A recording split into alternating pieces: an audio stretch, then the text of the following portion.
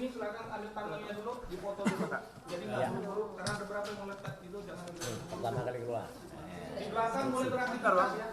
Saya kira pegang. Sebenarnya Pak Mur Iya. Normal aja belakangnya. Sejarahin dari sini deh, Mas. Iya, enggak. Iya. Pak Mur di depan juga dia. Iya, kan aku ikut dia. Iya. Iya, aku dibantuin. Pak Mur. Bantuin dia dulu. Kacau.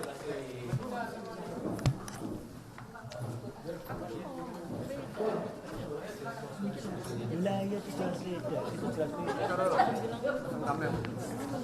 Itu bleber. Iya. Jadi urutannya nanti satu penjelasan mengenai penghentian penyidikan, yang kedua Dr. Tifa, yang ketiga Mas Roy, Enggak, aman. yang penghentian penyidikan nanti tambahnya Pak Ugo ya. Iya. Kemudian nanti yang keempat baru spill soal rencana itu ya. Ya. Oke.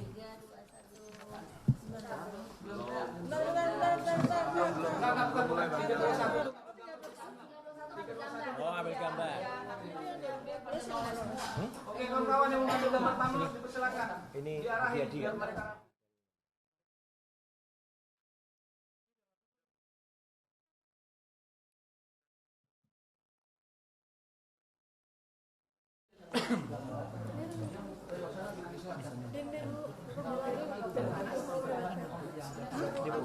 Yang botol belum dipakai itu. Ini sudah 2014 ya. Gimana, oke? Kawan-kawan yang live streaming udah oke? Benar. Coba dipegang oke kami lagi. Kodenya apa nih, Kak? Kodenya apa? Motivasi dulu kali ya? Motivasi dulu Kak, biar nggak ribet. Kecuali mau sponsor ini.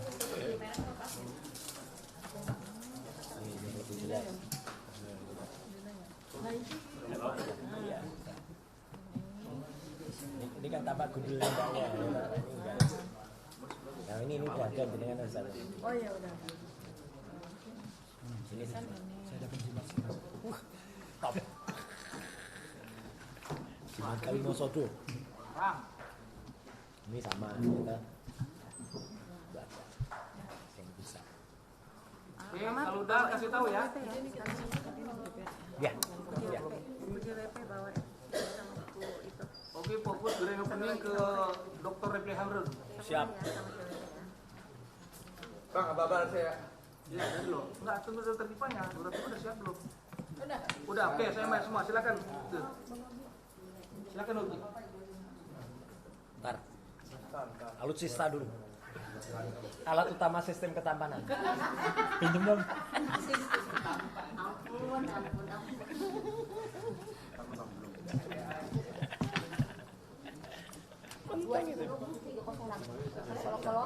Oh, udah. Lain lagi. Ada. Tunggu bentar. Ini YouTuber baru ini peralatannya.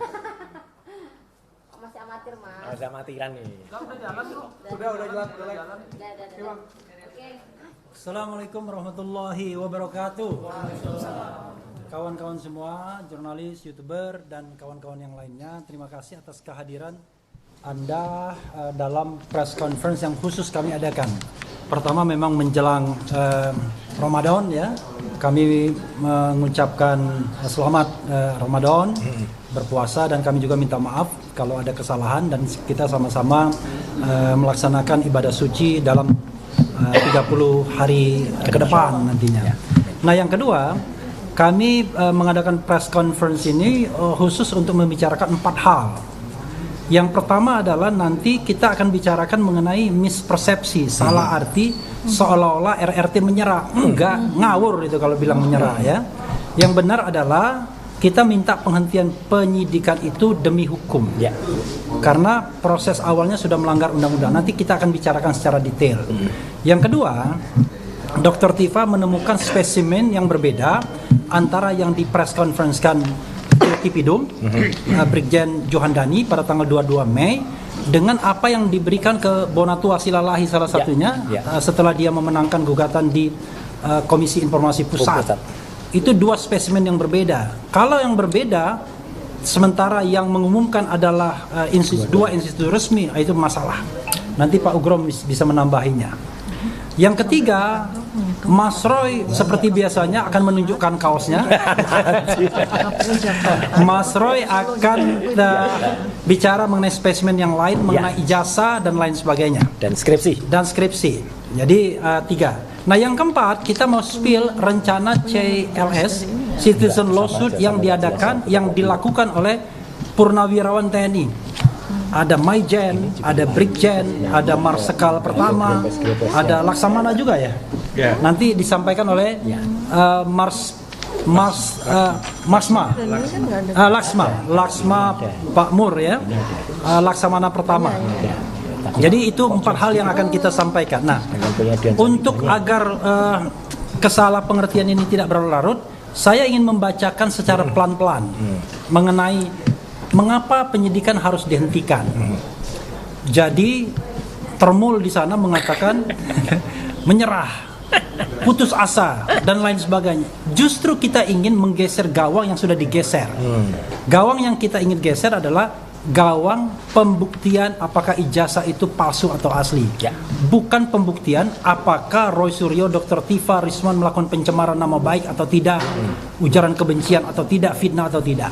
Karena itu very real sesungguhnya setelah ijazahnya dibuktikan asli atau palsu sebagaimana dikatakan oleh Profesor Din Samsudin dalam keterangan ahlinya yang kemudian kita ketahui bersama setelah adanya press conference. Jadi kawan-kawan semua, di dalam KUHP yang baru itu ada pasal 24 ayat 2 huruf C dan huruf G Undang-Undang nomor 20 tahun 2025 tentang Kitab Undang-Undang Hukum Acara Pidana. Di situ dikatakan ada 10 sebab mengapa sebuah proses penyidikan itu bisa dihentikan. Restoratif justice yang dimintakan oleh Egy Sujana dan Damai Hari Lubis itu hanyalah 1 dari 10 sebab tersebut. Sebab-sebab lainnya yaitu tidak terdapat cukup alat bukti. B. Peristiwa tersebut bukan merupakan tindak pidana. C. Penyidikan dihentikan demi hukum. D. Terdapat putusan pengadilan yang telah memperoleh kekuatan hukum tetap terhadap tersangka atas perkara yang sama.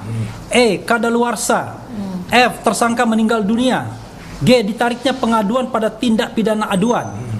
H. Tercapainya penyelesaian perkara melalui mekanisme keadilan restoratif. Itu cuma 1 saja. I. Tersangka membayar maksimum pidana denda atas tindak pidana yang hanya diancam dengan pidana denda paling banyak kategori 2, itu 50 juta ya. Tersangka membayar maksimum pidana denda kategori 4 atas tindak pidana yang diancam dengan pidana penjara paling lama 1 tahun atau pidana denda paling banyak kategori 3, ya kira-kira 200 juta ya. Nah, jadi dari ketentuan di atas kami ingin menggarisbawahi huruf C. Huruf C di atas mengatakan penyidikan dihentikan demi hukum. Maksudnya kami sudah mengatakan dari awal ya bahwa yang namanya proses penyelidikan dan penyidikan yang dilakukan oleh Polda Metro Jaya melanggar pasal 10 ayat 1 dan ayat 2 Undang-Undang nomor 31 tahun 2014. Sekali lagi, melanggar pasal 10 ayat 1 dan ayat 2 Undang-Undang nomor 31 tahun 2014 tentang perlindungan saksi dan korban. Saya bacakan biar jelas. Pasal 10 ayat 1. Saksi, korban, saksi pelaku dan atau pelapor tidak dapat dituntut secara hukum baik pidana maupun perdata atas kesaksian dan atau laporan yang akan, sedang atau telah diberikannya, kecuali kesaksian atau laporan tersebut diberikan tidak dengan itikat baik. 2. Dalam hal terdapat tuntutan hukum terhadap saksi, korban, saksi pelaku dan atau pelapor atas kesaksian dan atau laporan yang akan, sedang atau telah diberikan, tuntutan hukum tersebut wajib ditunda hingga kasus yang ia laporkan atau ia berikan kesaksian telah diputus oleh pengadilan dan memperoleh kekuatan hukum tetap. Jadi kawan-kawan semua, secara de facto Roy, Rismond dan Dr. Tifa adalah saksi dalam kasus yang dilaporkan TPUA. Jadi dilaporkan TPUA pada tanggal 9 Desember 2024 berdasarkan surat TPUA tanggal 30 Juni 2025 yang ditandatangani oleh Wakil Presiden TPUA Rizal Fadila. Ini suratnya, ya. Jadi suratnya saya bacakan. Kepada yang ini tim pembela ulama dan aktivis, skopnya. Kemudian kepada yang terhormat, penyidik perkara pemalsuan surat _ dokumen dalam kurung surat pengaduan adanya temuan publik dan berbagai lembaga media sosial sebagai bentuk notoire feiten cacat hukum ijazah S1 oleh Jokowi oleh TPUA oleh tim atau POA garis miring tim pembela ulama dan aktivis perihal pengajuan sebagai saksi. Dengan hormat, sehubungan dengan pengaduan masyarakat yang kami lakukan pada tanggal 9 Desember 2024 bernomor TPUA garis miring 12 garis miring 2024, kami merencanakan akan menghadirkan saksi yang bernama Dr. Tifauzia Tiasuma dalam kurung Dr. Tifa yang juga ikut serta berkunjung ke Universitas Gajah Mada Yogyakarta bersama Dr. Roy Suryo dan Dr. Rizwan Hasiolan Sianipar untuk mendapatkan informasi tentang ijazah dan yang lain-lain sehubung dengan kelulusan Jokowi sebagai sarjana kehutanan. Demikianlah pengajuan kami. Atas perhatian dan kerjasamanya kami ucapkan terima kasih. Jakarta 30 Juni 2025. Hormat kami Wakil Presiden TPUA Tim Pembela Ulama dan Aktivis Rizal Fadila SHMH. Ya. Ditandatangani. Siap. Jadi jelas di sini bahwa RRT Roy, Rismon dan Dr. Tifa bertindak sebagai saksi dalam gelar perkara khusus yang diadakan pada tanggal 9 Juli 2025. Karena itu dia masuk dalam perlindungan dalam Undang-Undang Saksi dan Korban, perlindungan saksi dan korban, yaitu pasal 10 yang sebagaimana yang sudah saya sebutkan tadi. Oke.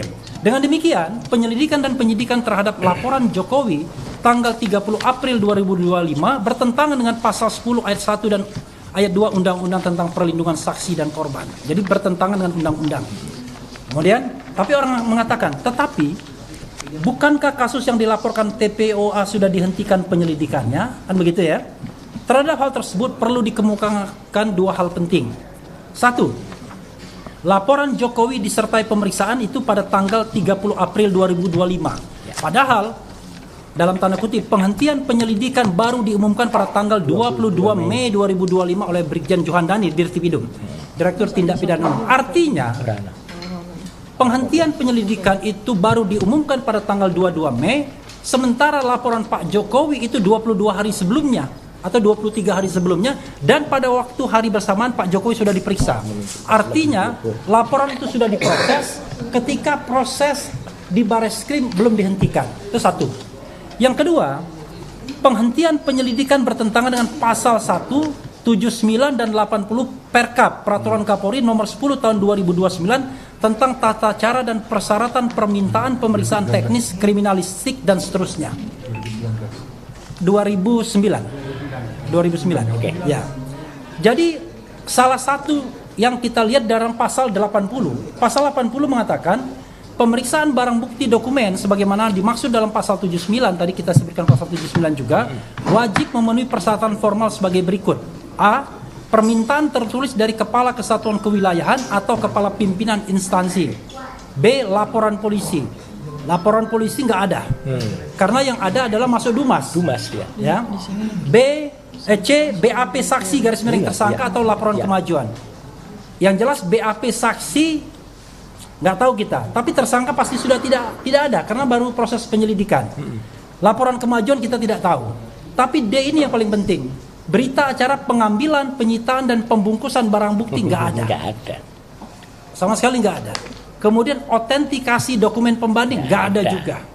Jadi kita mengatakan bahwa apa yang dilakukan oleh Bareskrim ya atau Dirtipidum atau Dirtipidum itu melanggar undang-undang dan melanggar peraturan Kapolri terutama, sehingga cacat hukum sesungguhnya proses penghentian penyelidikan tersebut.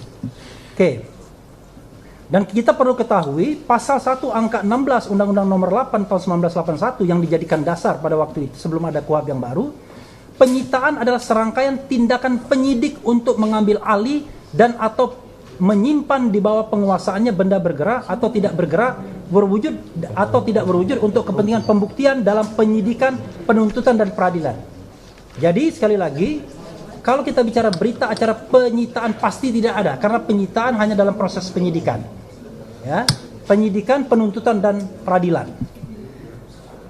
Kemudian itu alasan pertama, alasan demi hukum. Kemudian ya,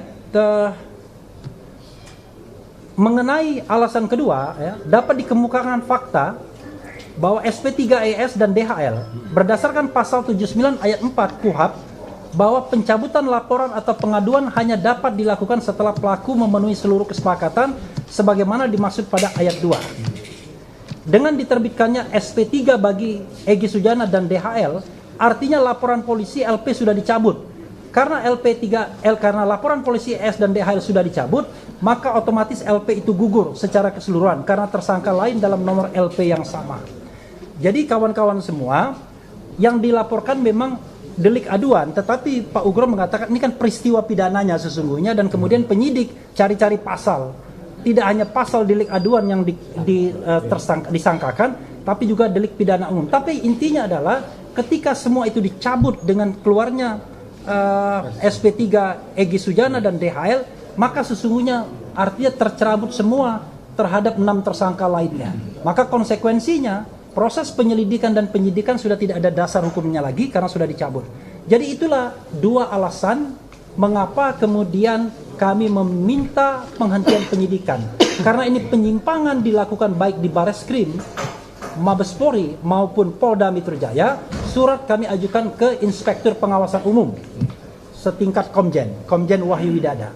Begitu kawan-kawan semua. Untuk selanjutnya saya minta kesempatan Pak Ugro Seno menjelaskan lebih lanjut poin tentang dicabutnya laporan polisi oleh Joko Widodo dan oleh yang lainnya, yang menyebabkan Egy Sujana dan DHL mendapatkan SP3, itu seharusnya berkonsekuensi pada batalnya laporan polisi secara keseluruhan. Silakan Pak Ugro.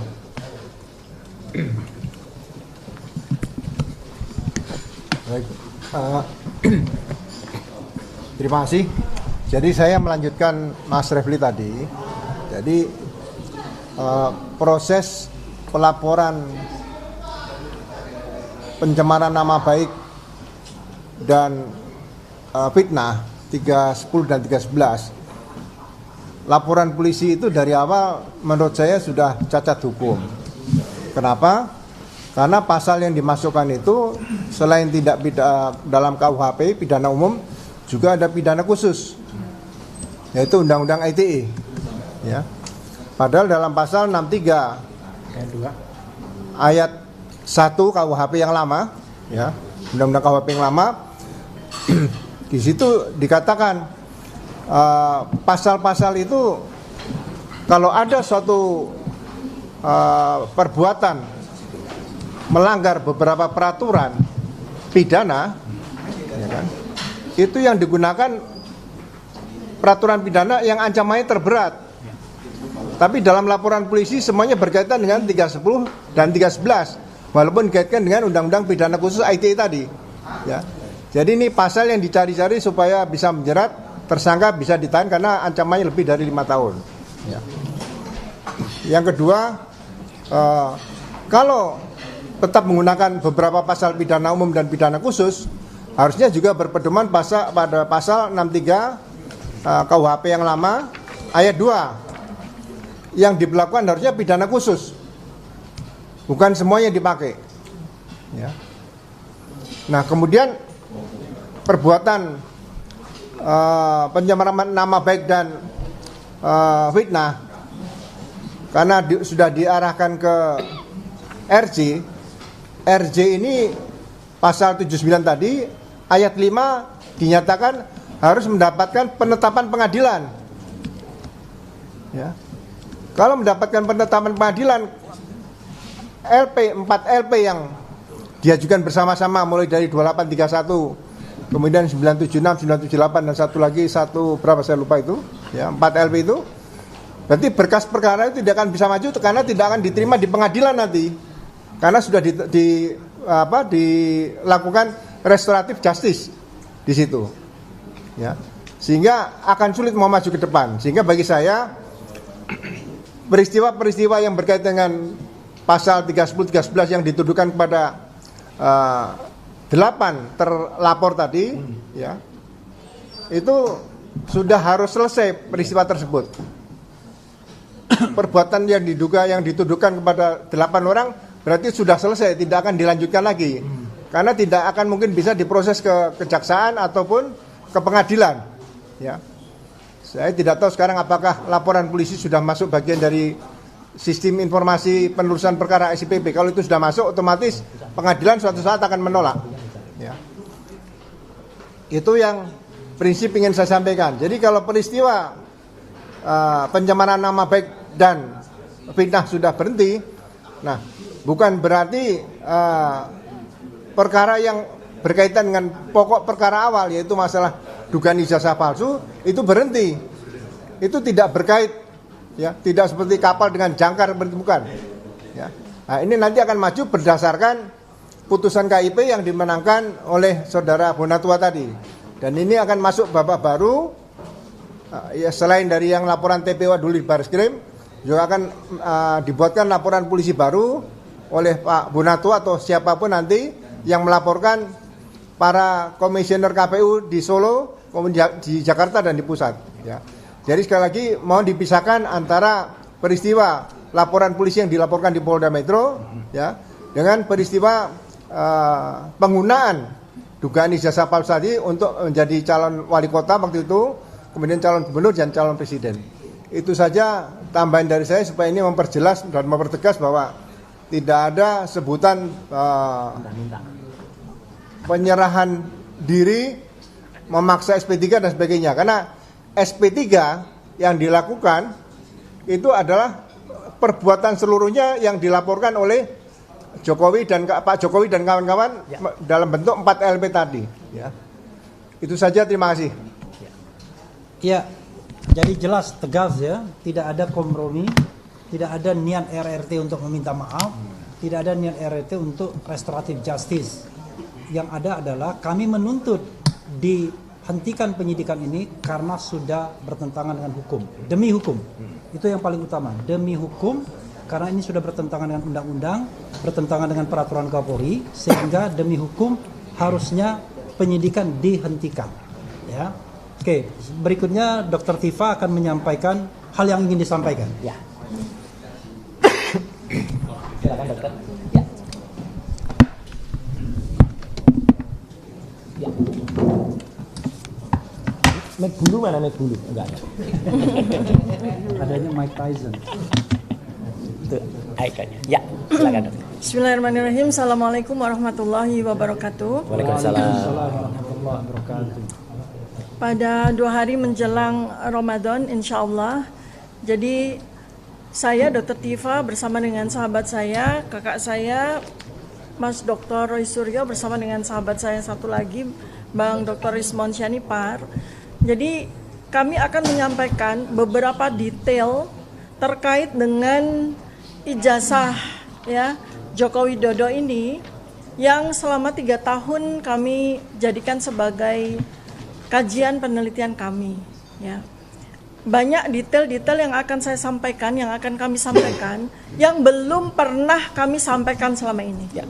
Sengaja kami simpan sampai spesimen yang terakhir itu keluar. Tetapi mengingat bahwa 3 spesimen yang kami tunggu, yaitu spesimen dari KPU Surakarta 2005 dan 2010, serta spesimen dari KPU Jakarta tahun 2012 itu belum diterima oleh Ibu Dr. Leoni Lydia dan Bapak Dr. Bonatua Silalahi, masih dalam proses. Karena menunggu, maka sebaiknya kami akan sampaikan. Jadi mengapa kami sampaikan bahwa mulai sejak tahun 2022, tepatnya di tanggal 20 Oktober 2022, pertama kali keluar spesimen ijazah official secara resmi, ya, dikeluarkan oleh Dekan Fakultas Kehutanan UGM, Dr. Sigit Sunarta. Ya, inilah pertama kali secara official spesimen ijazah Joko Widodo ini keluar, ya, dalam bentuk fotokopi. Perhatikan baik-baik ya, format fotokopinya adalah A3. A3 itu format yang sama dengan aslinya, ijazah asli yang dikeluarkan oleh Universitas Gadjah Mada untuk program sarjana, ya. Tetapi bukan berarti bahwa fotokopi ijazah ini adalah fotokopi yang berasal dari ijazah asli, bukan berarti begitu ya. Nah, kenapa? Karena pada detail-detail yang ada pada ijazah inilah yang saya secara independen, secara pribadi itu membuat saya menjadi tercengang waktu itu. Karena saya adalah peneliti perilaku, epidemiologi perilaku, neuroscience behavior, maka situasi di sini di mana waktu itu Kompas TV ya, ini Ya. Kompas ya, ini salah satu media yang hadir, Kompas TV yang memuat video live ya dengan wawancara terhadap Dekan Dr. Sigit Sunarta. Itu saya memperhatikan perilakunya, perilaku dari dekan itu maupun perilaku dari para pejabat yang lain, dan bagaimana dia menyampaikan tentang ijazah tersebut. Ya, jadi sekali lagi ini saya pertegas kepada seluruh rakyat Indonesia bahwa kami bertiga itu bekerja sesuai domain kami masing-masing. Ya, yang kemudian hasil penelitian kami selama 3 tahun ini kami bukukan dalam buku Jokowi's White Paper. Ya, Mas Roy Suryo itu meneliti dalam domain beliau tentang telematika, keahlian telematika, kepakaran telematika. Rismond Sianipar itu dalam kepakaran digital forensik, dan saya dalam keahlian neuroscience behavior, perilaku ya. Ini supaya jelas betul ya bahwa kami semua itu tidak bekerja dalam operasi yang melintas keilmuan kami. Walaupun memang kami ini multilinier ya, jadi panduannya. Nah, sekali lagi saya sampaikan bahwa ini adalah spesimen ijazah Joko Widodo ya, yang secara ofisial pertama kali dikeluarkan. Nah, kemudian pada detail-detail ijazah ini, nah tampak berbagai macam perilaku yang memang anomali ya, memang anomali begitu ya, anomali ya. Kenapa? Karena ada beberapa kesempatan sejak Joko Widodo itu menyampaikan bahwa beliau adalah mengaku sebagai lulusan Fakultas Kehutanan UGM ya, di tahun 2017 pada reuni di UGM ya. Kemudian ada beberapa kali reuni-reuni berikutnya yang diadakan oleh yang bersangkutan. Seharusnya ya pada saat itu ada peluang atau kesempatan yang bersangkutan sendiri sebagai orang yang mengaku memiliki ijazah asli Jokowi, ijazah asli, mengeluarkan ijazah itu sendiri ya. Tetapi justru yang mengeluarkan untuk yang pertama kali justru malah Dekan Kehutanan UGM, dan itu pun dalam bentuk fotokopi. Nah, detail dari fotokopi ini menarik ya teman-teman, karena dalam fotokopi A3 itu ya ada lipatannya ya, ada lipatannya. Ini kalau Anda dapat yang versi yang detail itu Anda akan lihat bahwa ada lipatannya ya. Ini perhatikan baik-baik, ada lipatannya ya. Kemudian ada satu detail yang sampai dengan hari ini masih kami simpan. Ya. Ada sebuah artefak ya yang sampai dengan hari ini kami simpan dan kami buka sekarang. Artefak itu adalah noktah pada logo Universitas Gadjah Mada. Noktah pada logo Universitas Gadjah Mada. Yang dulu kami bersengaja sampaikan itu kemungkinan tumbuhan kopi, tumbuhan teh. Tapi sejalan dengan waktu kami tahu bahwa itu adalah bleberan dari tinta, bleberan dari tinta, ya, bleberan dari tinta. Ingat baik-baik ya. Jadi pada ijazah versi 2022 versi Dekan Kehutanan ada noktah bleberan tinta yang kemungkinan berasal dari logo UGM akibat tahun, ya. Ingat baik-baik. Nah ini nanti akan kami sampaikan kepada ahlinya, ya, yaitu ahli yang juga menjadi ahli kami, yaitu Profesor Tono Saksono, karena beliau ahlinya bagaimana membuat yang digital yang analog akan dikonversi dengan digital dan sebagainya, dan seterusnya ya. Ini nanti keahlian beliau nih, mesinnya untuk memastikan apakah noktah ini betul-betul bleberan dari logo UGM ya atau oleh hal lain. Mesinnya menurut beliau ada di Belanda. Ya, nanti tinggal tunggu waktu saja untuk memastikan apakah noktah ini sesuai dengan dugaan kami bahwa ini adalah bleberan dari tinta logo UGM. Mengapa kami sampaikan sebuah hipotesis bahwa noktah ini adalah bleberan dari tinta logo UGM? Karena kami mendapatkan di tahun 2025 kami mendapatkan spesimen ya ijazah asli dari lulusan Kehutanan UGM tahun 1985 ya. Ini kami melihat dengan mata kepala sendiri, kami pegang, kami cek ya, dan kemudian beberapa kali juga kami uji. Tampak bahwa karena tahun 40 tahun ya, maka logo UGM ini mengalami pemudaran ya. Kemudian tintanya kemudian bleber. Nah, tinta yang bleber ini kemungkinan menghasilkan sebuah artefak yang berbeda-beda sesuai dengan bagaimana ijazah ini diperlakukan. Ya, ini adalah hal yang untuk pertama kalinya selama beberapa tahun ini kami sampaikan. Ya. Nah, dikunci dulu ya bahwa spesimen ijazah yang dikeluarkan oleh Dekan Kehutanan UGM itu ada 2 ciri utama, yaitu dia terlipat, ada tanda lipatannya, dan ada noktah bleberan tinta dari logo UGM. Ya. Nah, kemudian spesimen yang berikutnya lagi, versi yang kedua, ini tadi versi 1 ya berarti ya. Versi yang kedua adalah tanggal 1 April 2025 yang dikeluarkan oleh kader PSI yang bernama Dian Sandi Utama. Dan ini adalah spesimen kedua yang kami jadikan sebagai bahan penelitian. Ya, perhatikan baik-baik di sini. Perhatikan baik-baik di sini. Tadi kami sampaikan ada dua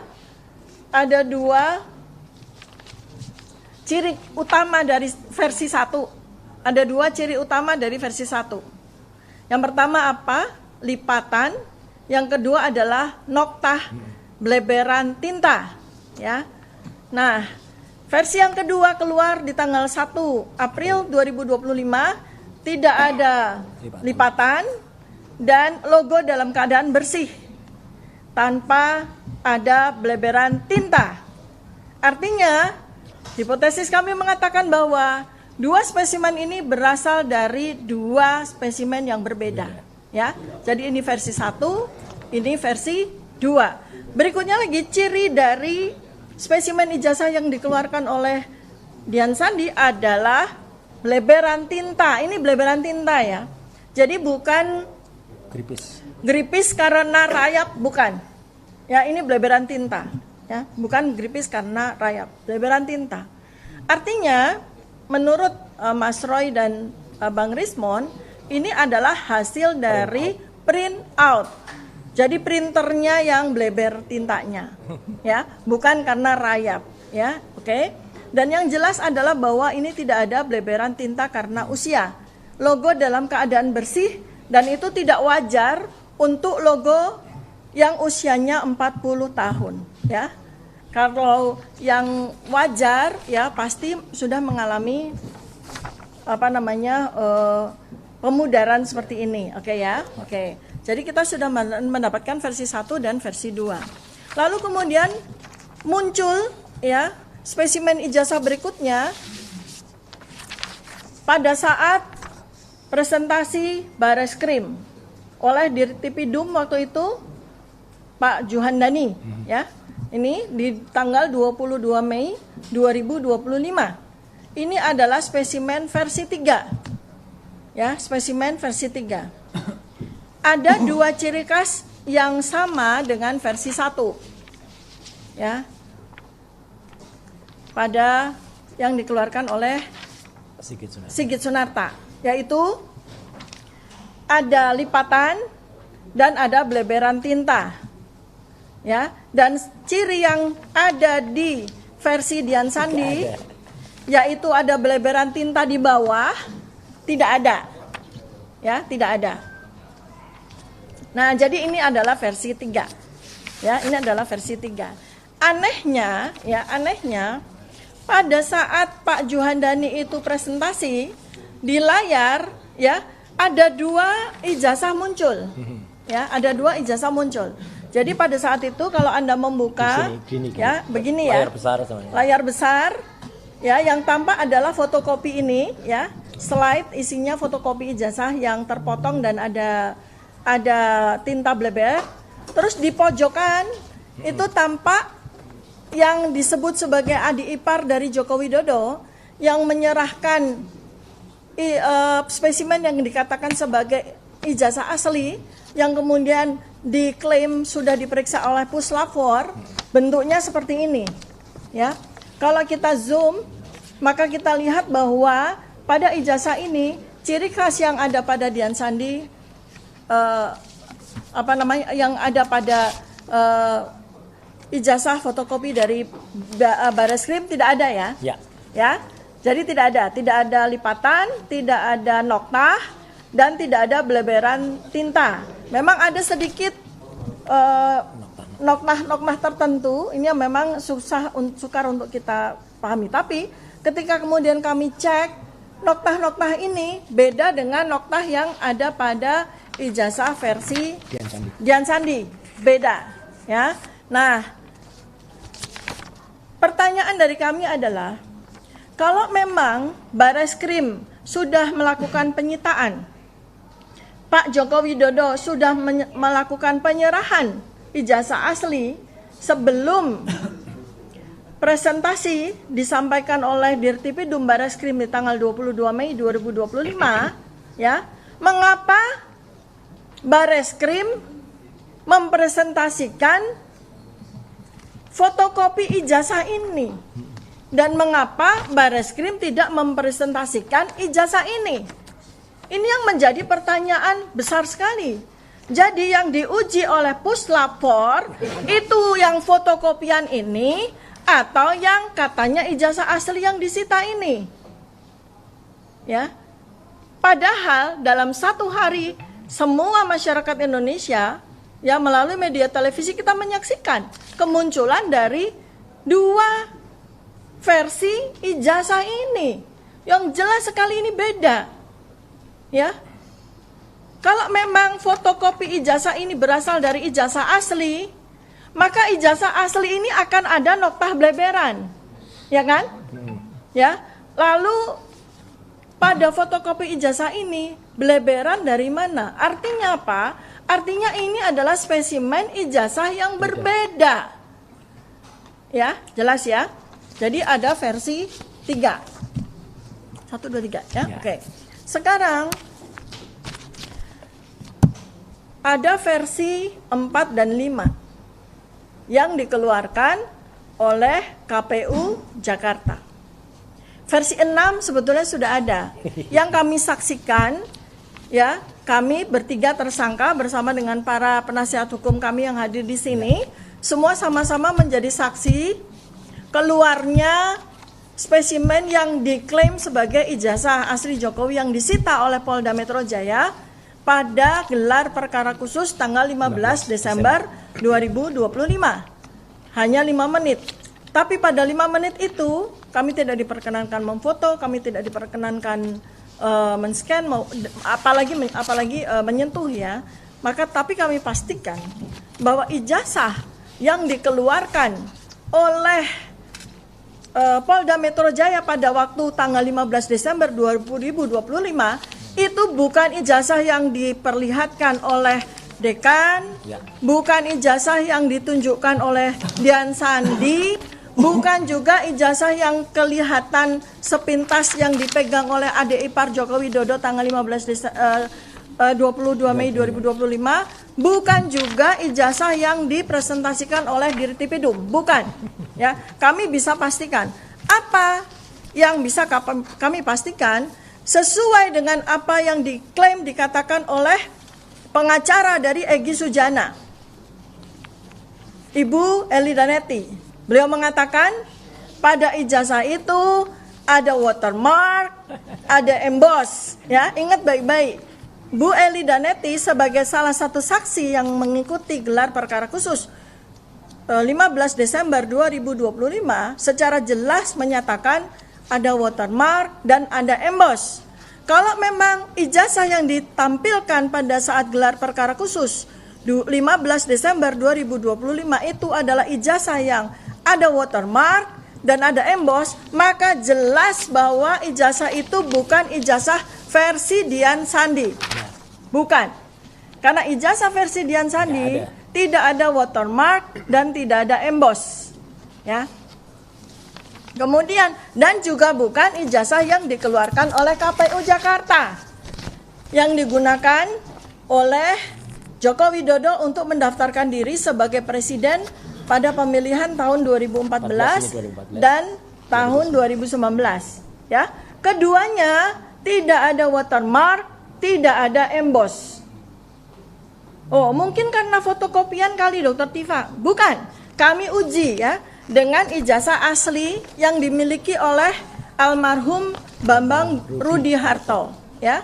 Anda melihat ya, di situ pada sekitar bulan September kami umumkan bahwa kami mendapatkan spesimen asli, ijazah asli dari lulusan kehutanan UGM yang lulus tahun 1985. Bentuk ijazahnya seperti ini, kami saksikan dengan mata kepala sendiri, sudah kami uji. Ya, ijazah ini jelas ada watermark yang sangat rapi dan ada emboss ya. Ada emboss cap ceklok untuk mengunci tanda tangan dari rektor. Nah, kami uji. Ya, kami uji. Kalau seandainya ijazah ini kami fotokopi berulang kali, ya, kami fotokopi,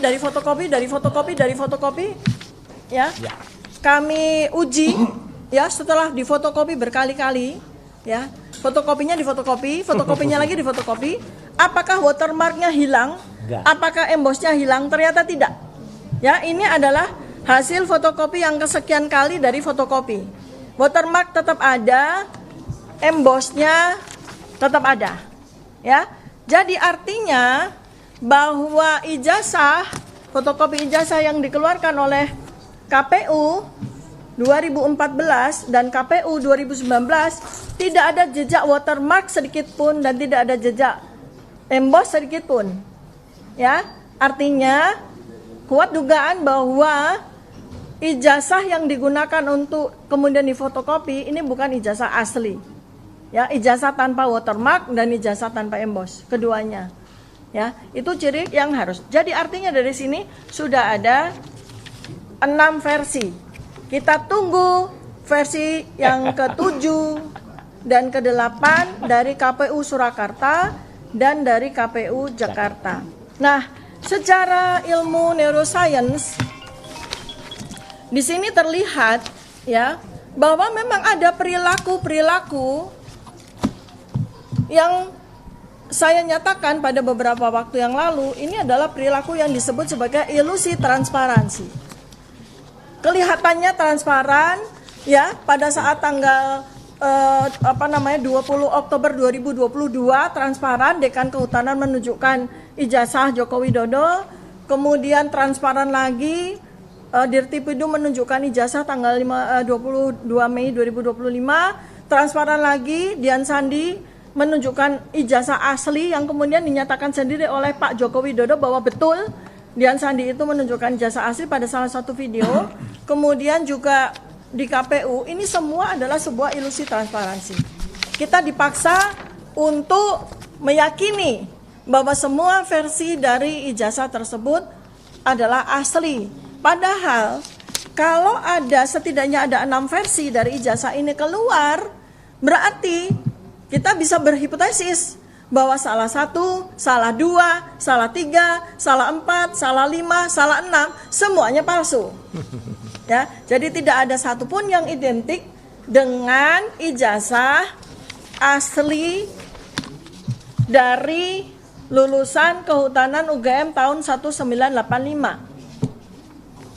Ini yang sangat penting.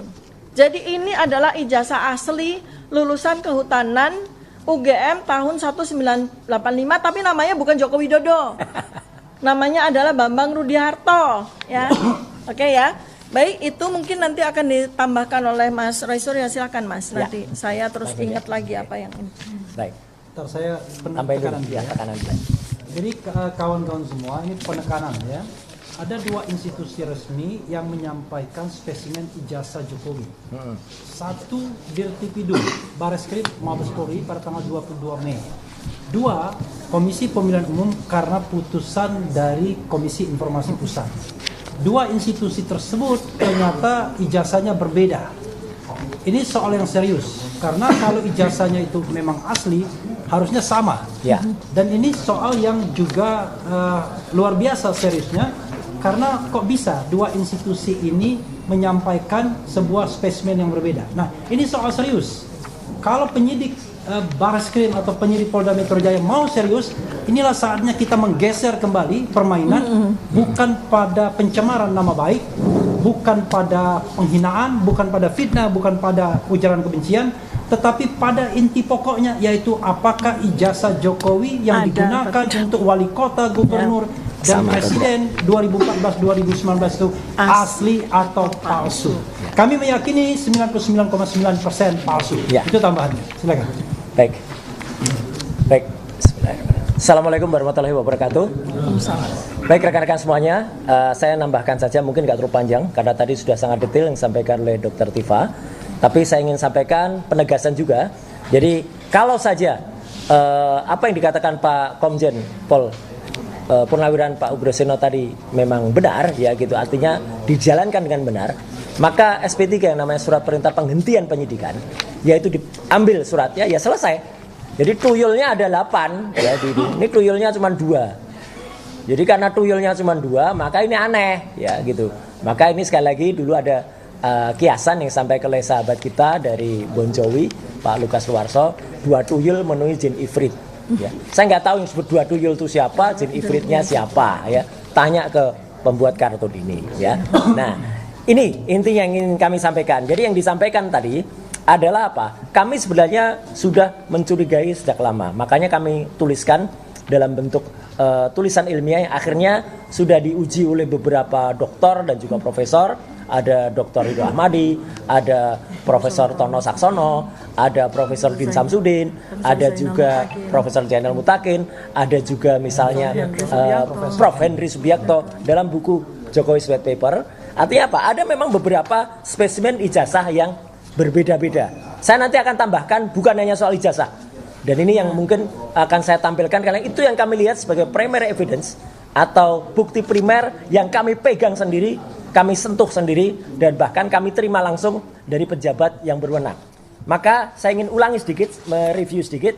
Ini yang disebut tadi penampakan ijazah Jokowi, ya, tanggal 24 Oktober 2022. Websitenya masih ada sampai dengan sekarang, ya, saya nggak perlu bacakan di situ, ya, itu ada. Jadi ini memang resmi. Artinya apa? Artinya tidak terkena pasal 32 dan 35. Karena yang menampilkan adalah Dekan Fakultas Kehutanan, Dr. Sigit Sunarta. Dan itu ditampilkan waktu itu. Itu kenapa kami belum bergerak melakukan penelitian, ya. Karena apa? Ini masih berupa fotokopi hitam putih. Jadi ini yang saya tambahkan dari Dr. Tifa. Karena hitam putih, kami belum bisa memeriksa yang namanya tekstur, kami belum bisa memeriksa bedaan warna. Kami, ya, tapi secara perilaku, Dr. Tifa sudah mengamati bagaimana perilakunya Dr. Sigit Sunarta, perilaku orang-orang yang ada di belakang ini, itu udah kelihatan mereka. Dan waktu itu pun sebenarnya kelihatan bagaimana gaya dia menunjukkan. Sempat dia juga menunjukkan dalam video itu adalah ijazah yang disebut-sebut miliknya almarhum Hari Mulyono waktu itu. Jadi waktu itu kenapa Dr. Tifa sudah melihat perilakunya. Dan baru kami meneliti itu ketika seseorang kader PSI. Nah, ini saya tampilkan utuhnya. Kalau tadi Dr. Tifa menampilkan potongannya, saya tampilkan utuhnya. Tanggal 1 April 2025 dia tulis buat yang ributin fotokopi ijazah Pak Jokowi yang saya ulas upload pada UTAS. Jadi ini peristiwanya mirip-mirip tahun ini, mirip-mirip sekarang ini, mendekati bulan suci Ramadan. Karena dia tulis kan, biar kalian tenang lebarannya, ya. Ini saya upload yang asli. Dia tulis yang asli ini. Tapi di sini jelas betul karena ini dari foto. Persis tadi apa yang disampaikan oleh Dr. Tifa saya kuatkan lagi. Dan itu juga statementnya Dr. Ismon. Karena ini pakai kamera di potret, harusnya yang namanya emboss, yang namanya watermark nampak. Kalau memang di situ lebaran tinta juga nampak. Tapi ini tidak tampak sama sekali. Kenapa tidak tampak? Saya juga sudah uji dengan menggunakan proses yang namanya ELA, Error Level Analysis. Kemudian dengan proses namanya Luminance and Gradients. Ini Luminance and Gradients. Luminance and Gradients itu tampak reliefnya. Tidak ada yang namanya watermark, tidak ada yang namanya emboss. Ya, bahkan salah seorang kader, bukan kader ya, pendukung berat dari Jokowi, dari Joman, Andi Aswan namanya, berani menampilkan dan maaf saya ulangi dengan garis tegas, berani berbohong di depan publik, di depan salah satu TV, ada mikrofonnya di sini. Ya, Ainus pada tanggal nggak boleh sebut Ainus ya, nggak boleh ya. Ada saksinya, Dr. Refli Harun juga ada pada tanggal 18 Oktober, saya sendiri pada tanggal 19 November, saya 25 November. Itu adalah sama dengan Dian Sandi tadi. Tapi dia bilang itu scan asli. Dia bohong. Kalau scan asli, harusnya pada histogramnya juga berbeda. Ini histogramnya sama dengan yang punyanya Dian Sandi.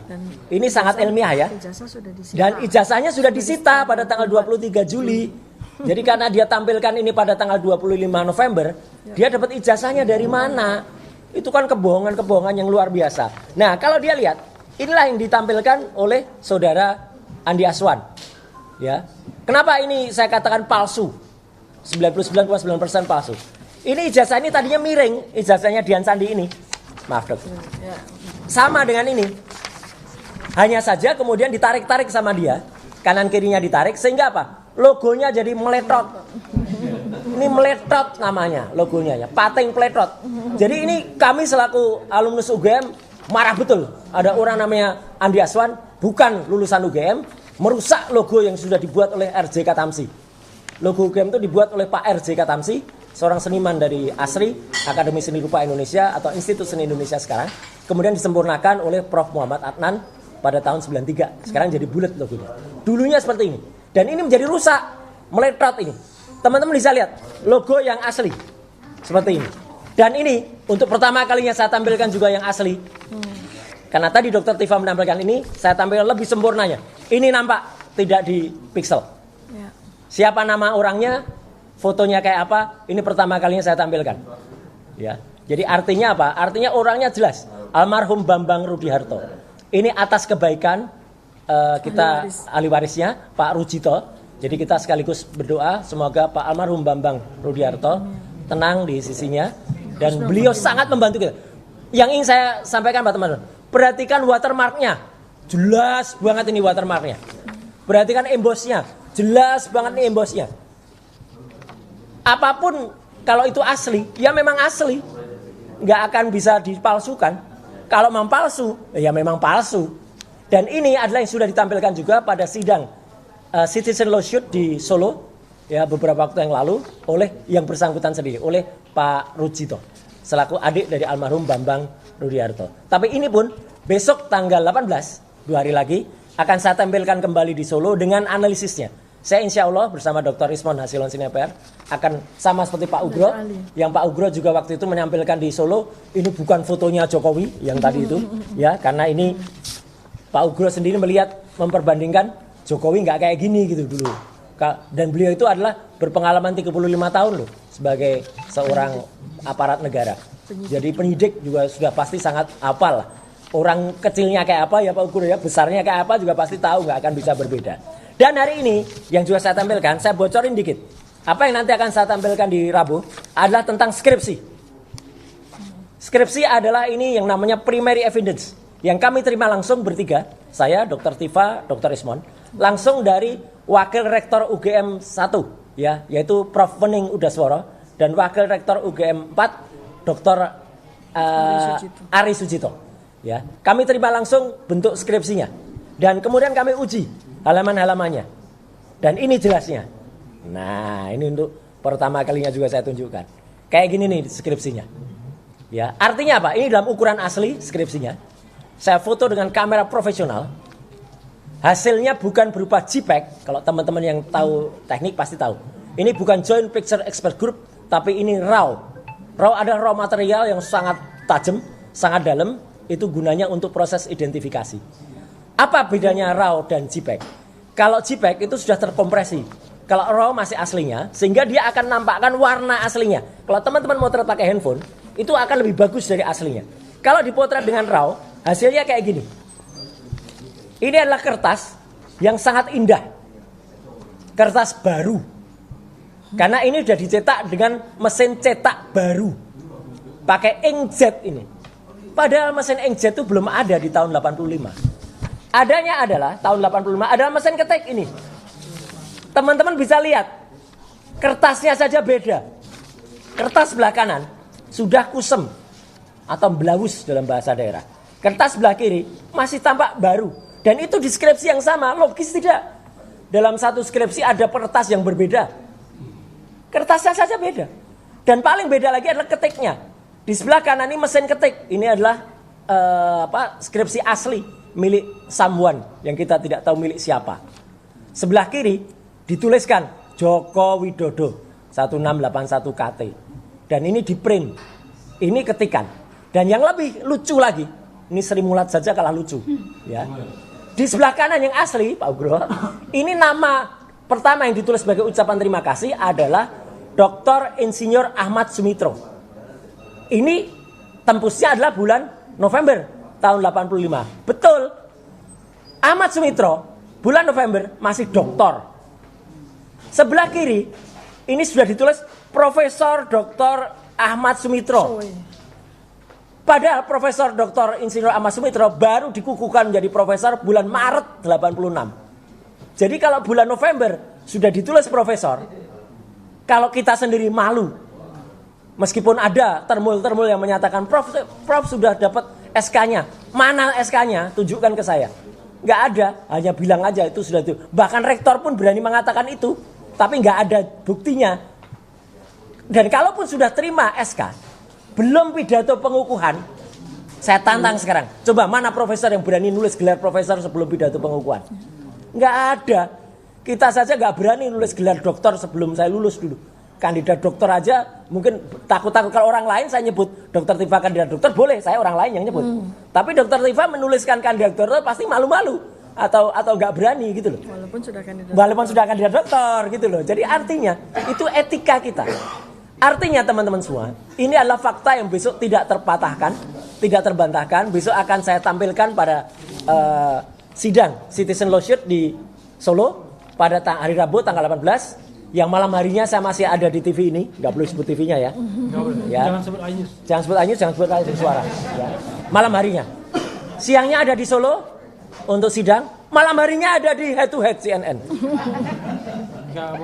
Nggak boleh sebut CNN lagi ya. Nah. Mana CNN nggak ada. Nggak ada. Jadi itu teman-teman semua. Jadi artinya kalau ingin saya katakan adalah kalau orang itu mau berbohong, ya tetap bohong Pak Ugro. Orang itu mau menampilkan tidak benaran, Pak Jagir, ya tetap tidak benar. Orang itu mau menampilkan kepalsuan, ya Laksamana, tetap artinya apa? Artinya orang itu tetap boncos. Wah. Jadi kalau mau bohong ya boncos ya. Ini kata-kata ini sering diucapkan oleh Mas Hersu sama Mbak Agi pada off the record, ya. Boncos, ya. Sekali boncos tetap boncos, sekali kita benar, insya Allah tetap benar. Terima kasih. Wassalamualaikum warahmatullahi wabarakatuh. Saya nambahin lagi. Ya, silakan. Ya.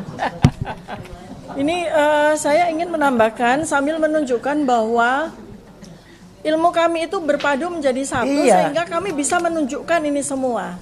Jadi Mas Roy dan Bang Rismon itu meneliti benda matinya. Saya meneliti benda hidupnya. Ini saya berikan contoh ya. Dari ketika tanggal 22 Mei 2025 ya. Bareskrim Mabes Polri itu sengaja menunjukkan dua ijazah yang berbeda. Nah, di hari yang sama ya. Satu adalah spesimen ijazah yang ditampilkan pada slide, dan satu lagi adalah yang disebut sebagai ijazah asli yang diserahkan oleh adik ipar Joko Widodo. Ya. Nah, ini ada pada satu frame. Iya, satu frame. Ya, ini hanya ahli perilaku yang bisa melihat dan bisa membuat pertanyaan. Pertama adalah mengapa Bareskrim sengaja menampilkan dua ijazah yang berbeda? Apakah mereka tidak memahami? Saya rasa tidak mungkin. Dan mereka nggak nyebut otentik. Sebab ya, ilmu yang saya gunakan untuk meneliti perilaku Joko Widodo yang terkait dengan ijazah ini adalah ilmu yang diajarkan di CIA, diajarkan di FBI, diajarkan di Badan Intelligence Polisi. Jadi ini ilmu saya itu bukan ilmu goib, ilmu yang sangat biasa. Oleh karena itu maka saya pun juga berpikir bahwa Bareskrim Mabes Polri itu pasti juga punya ilmu tersebut atau tidak-tidaknya memahami. Oleh karena itu maka pertanyaan saya ketika di tanggal 22 Mei 2025 adalah mengapa Bareskrim sengaja menunjukkan dua spesimen ijazah Joko Widodo yang berbeda? Ini adalah sebuah pertanyaan misteri. Bisa terjawab kalau ternyata Bareskrim tidak paham. Ya. Kalau Bareskrim Dirtipidum Johandani itu tidak paham bahwa dia menunjukkan 2 spesimen ijazah yang berbeda. Nah itu terjawab. Oh berarti polisi tidak profesional. Tetapi saya meragukan itu. Ya, Karena itu saya berpikir, apakah sebetulnya Bareskrim itu memberikan clue kepada kami sebagai peneliti untuk meneliti lebih lanjut? Ya. Sebab pada hari yang sama, di mana Bareskrim menyatakan bahwa ijazah Jokowi itu identik, ya. Pada saat yang sama muncul, di hari yang sama, di detik yang sama muncul 2 spesimen ijazah yang berbeda. Ini yang sangat menarik. Nah, kemudian saya ingin berikan sebuah teka-teki kepada seluruh netizen, ya, supaya bisa bersama-sama dengan kita untuk belajar. Ya, pertama adalah pada saat kemunculan spesimen pertama kali di tanggal 20 Oktober 2022, 24 Oktober 2022, jejak digitalnya masih ada. Dekan Kehutanan UGM Dr. Sigit Sunarta itu menunjukkan fotokopi ijazah Joko Widodo yang dia sebut sebagai fotokopi ijazah Joko Widodo, ya, fotokopi ijazah Joko Widodo, ya. Tetapi dia tidak detail, dia tidak lihat detailnya. Ini adalah fotokopi bukan dari ijazah asli. Sebab kalau ijazah asli, ya, tidak mungkin disimpan dalam keadaan terlipat, ya kan? Nggak mungkin ada satu orang pun di muka bumi ini yang menyimpan ijazahnya itu dalam keadaan terlipat, sehingga ketika ditampilkan oleh Dekan Kehutanan UGM itu, dia mendapatkan fotokopi ijazah yang terlipat. Itu sungguh tidak masuk akal. Nah, makanya nih, memang perlunya ahli perilaku itu diperbantukan di kepolisian ya Pak Jenderal Ugurosena ya. Untuk hal-hal seperti ini tuh kita bisa melihat. Sehingga seharusnya di tanggal 22 Mei 2025 yang muncul adalah pernyataan bahwa kami akan mengundang Dr. Roy Suryo, Dr. Rismon Sianipan, dan Dr. Tifa untuk membantu kami memecahkan misteri ijazah Joko Widodo. Harusnya kepolisian, Bareskrim, Mabes harusnya mengatakan seperti itu. Bukan kemudian malah di tanggal malah mentersangkakan kami dan mengikuti mengekor begitu saja apa yang dimaui oleh Joko Widodo. Ya, silakan. Iya, ini menarik ya. Tadi saya mau kasih kesempatan pada Pak Muryono Alahin spill gugatan yang mau dilakukan oleh Purnawirawan TNI. Ya. Tetapi di samping saya masih ada Pak Uguroseno yang harus mempertanggungjawabkan perilaku adik-adiknya. Karena bagi kami ini agak aneh. Barang semudah itu dalam proses penyelidikan dan mungkin naik ke penyidikan di Bareskrim Mabes Polri mengenai dugaan penggunaan ijazah palsu atau dokumen palsu, kok tiba-tiba dikatakan tidak cukup bukti dan tiba-tiba disimpulkan bahwa ijazah itu palsu, padahal rasanya dari presentasi Dr. Tifa dan Mas Roy mudah sekali kan untuk mengetahui bahwa muncul spesimen yang berbeda. Nah, saya minta pertanggungjawaban Pak Uguroseno. Kalau enggak ya kita tuntut. Silakan. Ya, terima kasih. Jadi pernah saya katakan bahwa dalam suatu laporan dari masyarakat yang berkaitan dengan dugaan perbuatan pidana itu di pasal 1 Hukum Acara Pidana memang tertulis laporan dan pengaduan. Nah, laporan itu biasanya berkaitan dengan delik umum, tapi kalau pengaduan berarti delik aduan di situ. Jadi bukan Dumas, ya kan? Setelah ada Dumas Pengaduan Masyarakat, sebetulnya ini juga lahir untuk masyarakat yang ingin melaporkan tentang perilaku menyimpang dari anggota kepolisian. Ya kan? Itu biasanya dilaporkan ke Propam atau ke Irwasum. Itu Dumas namanya. Nah, Dumas atau Pengaduan Masyarakat ini mulai masuk ke reserse, yaitu setelah ada Perkap nomor 6 tahun 2019 tentang penyidikan tidak pidana. Nah, saya mengkritisi waktu itu penyidikan tidak pidana sudah diatur di Hukum Acara Pidana. Mengapa ada peraturan Kapolri yang menyebutkan tentang penyidikan tidak pidana?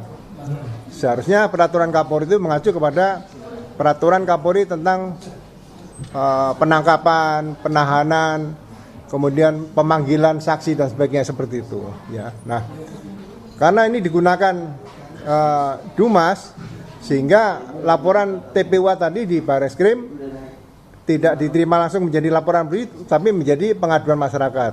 Ya. Ini yang harus diperbaiki untuk Polri ke depan nanti. Setiap masyarakat yang melaporkan berkaitan dengan dugaan tidak pidana, ini harus dibuatkan laporan polisi. Kalau setelah ada laporan polisi, harus ditindaklanjuti dengan surat perintah dimulai penyidikan. Nah, surat perintah dimulai penyidikan itu nanti bisa ditindaklanjuti lagi dengan surat panggilan, bukan undangan klarifikasi, bukan. Ya. Kemudian ada surat penyitaan, surat perintah penyitaan, surat perintah penggeledahan dan sebagainya. Administrasi penyidikan itu harus jelas. Ya. Kemudian kalau ada pemeriksaan laboratorium forensik, seperti tadi katakan ada peraturan Kapolrinya, yaitu harus lengkap dokumennya. Ya. Baru dimintakan pemeriksaan laboratorium forensik, minta ahli untuk memeriksa seperti itu.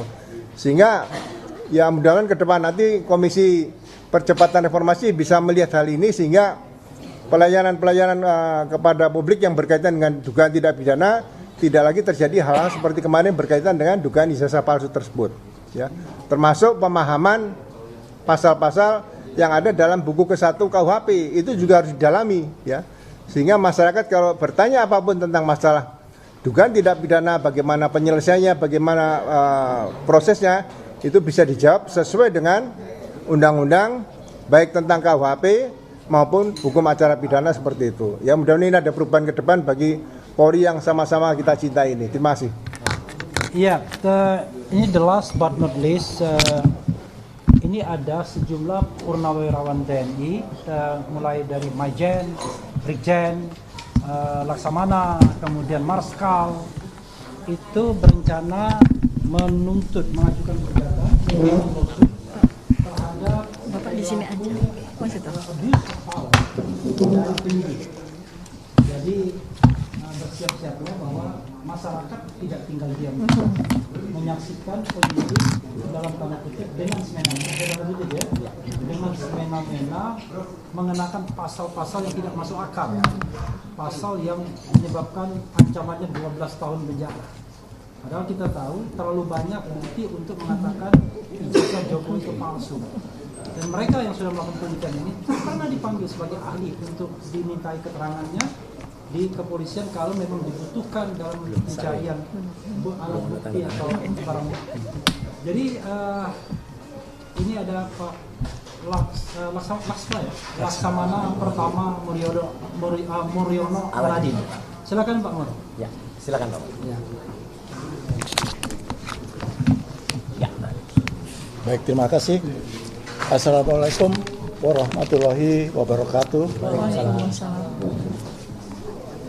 Teman-teman rekan media yang kami hormati,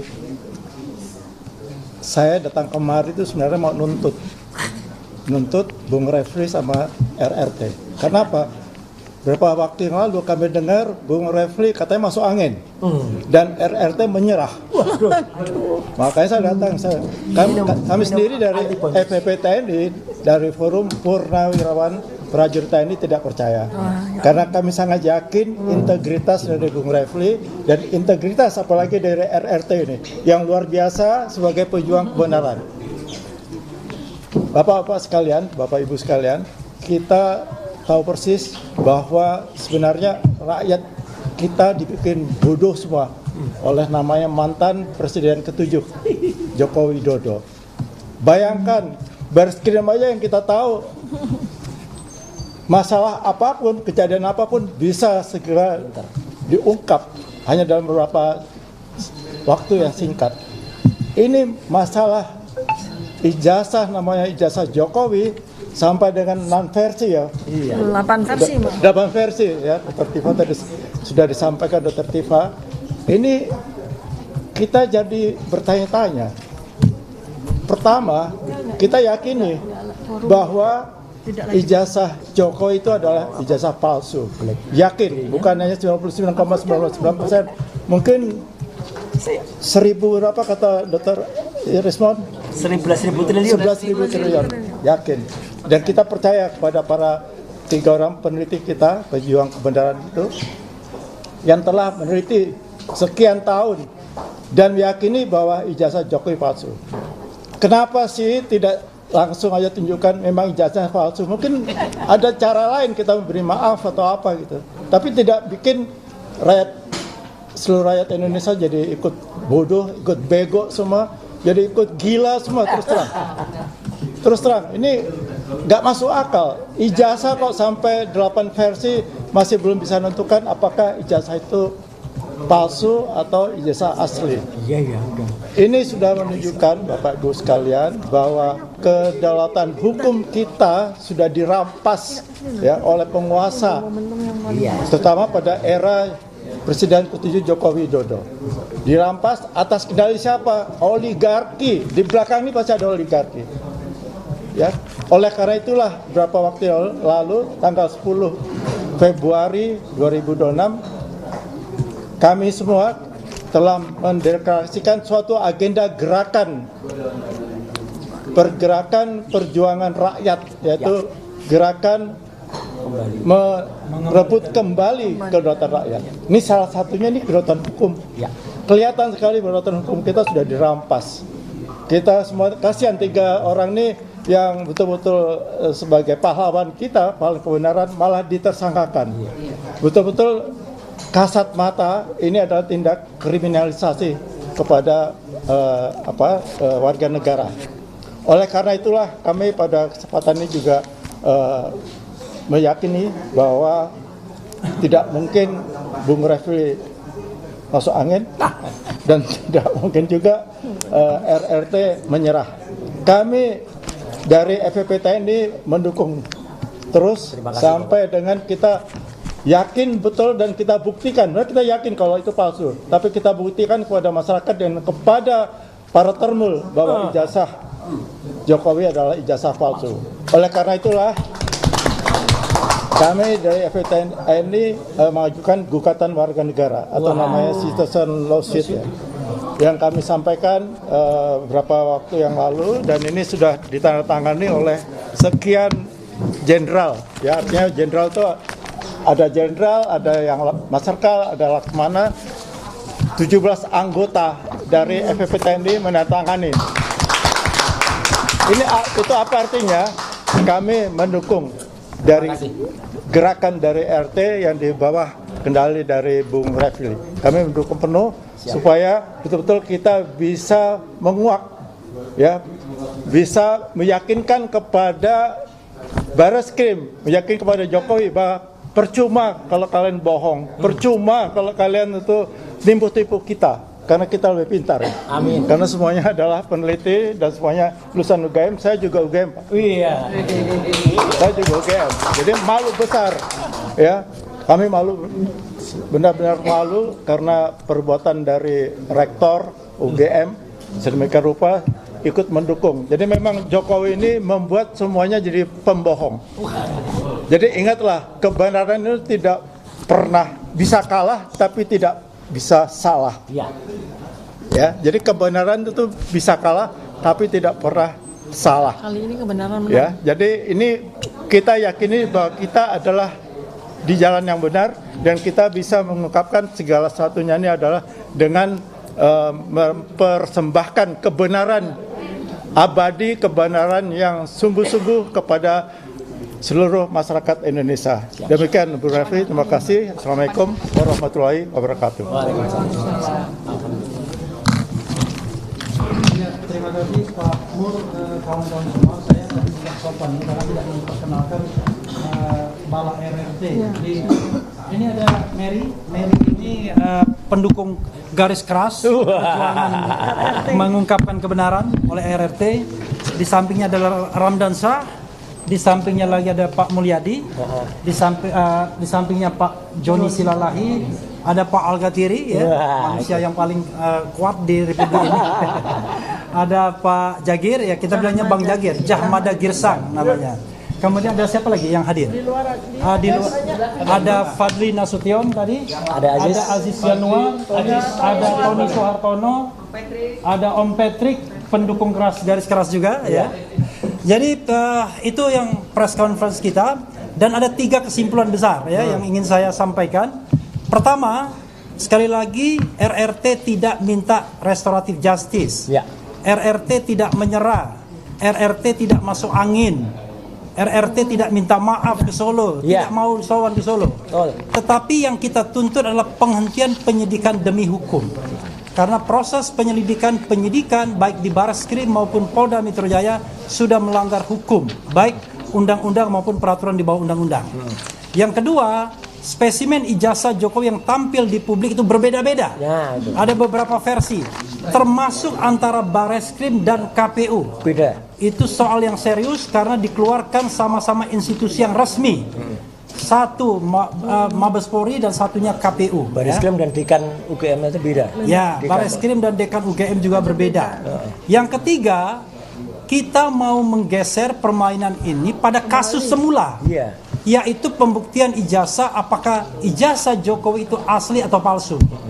Versi RRT sudah jelas 99,9% palsu. Jadi bukan pada hal-hal lain yang merupakan pinggiran, yaitu pencemaran nama baik, kemudian ujaran kebencian dan lain sebagainya. Siapapun yang tahu hukum paham bahwa yang namanya pencemaran nama baik, ujaran kebencian, penghinaan, fitnah dan lain sebagainya itu adalah pinggiran dari masalah utamanya. Masalah utamanya adalah apakah ijazah Jokowi asli atau palsu. Karena itu kami menantang Jokowi dan teman-temannya untuk membuktikan di citizen lawsuit apakah ijazah mereka palsu atau asli. Dan kami menantang Barreskrim Mabes Polri untuk membuka kembali kasus ini agar kemudian masyarakat bisa paham bahwa memang ada ijazah palsu tersebut. Karena kami meyakini terlalu banyak bukti-bukti yang bisa disodorkan ke Barreskrim Mabes Polri untuk membuktikan bahwa ijazah Jokowi adalah palsu. Itu saja, saya membuka kesempatan untuk pertanyaan kalau ada pertanyaan. Kalau tidak ada akan ditutup. Ada pertanyaan nggak? Nggak ada. Tidak ada pertanyaan ya. Oke. Terima kasih kawan-kawan semua yang sudah hadir dan sabar mendengarkan press conference terlama mungkin dalam jagat ini 1 jam. Wabillahi taufiq wal hidayah. Wassalamualaikum warahmatullahi wabarakatuh.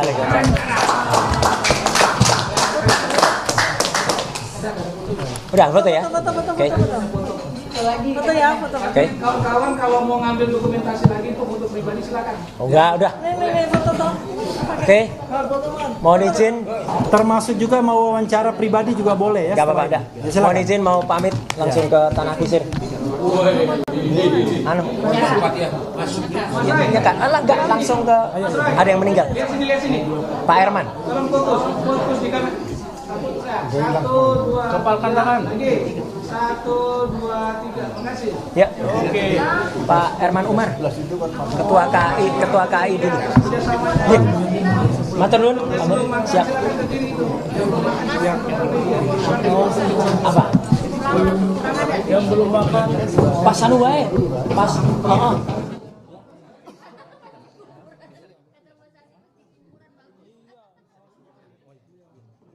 Kuburan di balai. Iya, gimana?